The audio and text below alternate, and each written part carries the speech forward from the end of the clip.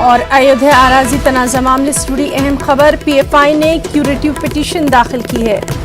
Popular front of India ने supreme court से कहा है कि हम मामले में कलीदी फरीक नहीं थे, लेकिन अदालत के फैसले से हमारे मुफाद को नुकसान पहुंचा है।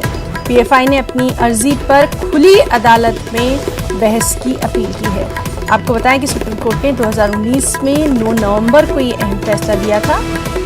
रामलला के हक में अदालत ने ये फैसला दिया था। इससे पहले पीस पार्टी ने मामले में अदालत से रुजू किया था।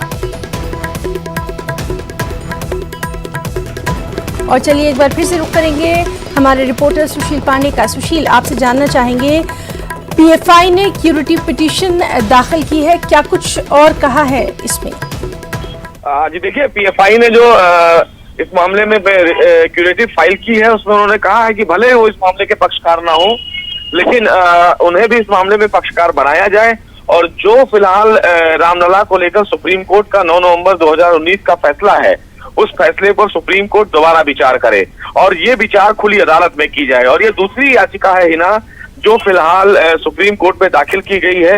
इससे पहले पीस पार्टी ने सुप्रीम कोर्ट में क्यूरेटिव याचिका दाखिल की थी और अब पीएफआई ने सुप्रीम कोर्ट में याचिका दाखिल की है। उन्होंने कहा है कि इस पूरे फैसले से उनके जो हित के लोग हैं उन पर असर पड़ा है, लिहाजा सुप्रीम कोर्ट इस पर सुनवाई करे। फिलहाल देखना ये होगा कि इस क्यूरेटिव पर सुप्रीम कोर्ट क्या कुछ कह सकता है। इससे पहले पुनर्विचार याचिका को सुप्रीम कोर्ट ने खारिज कर दिया था।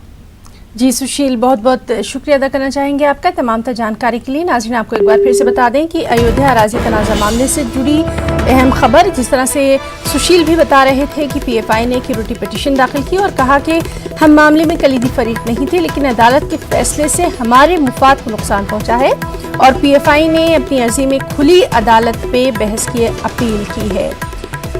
सुप्रीम कोर्ट ने 2019 में 9 नवंबर को ये फैसला दिया था। रामलला के हक में अदालत ने फैसला दिया था। सबसे अहम बात यह है कि इससे पहले पीस पार्टी ने मामले में अदालत से रुजू किया था।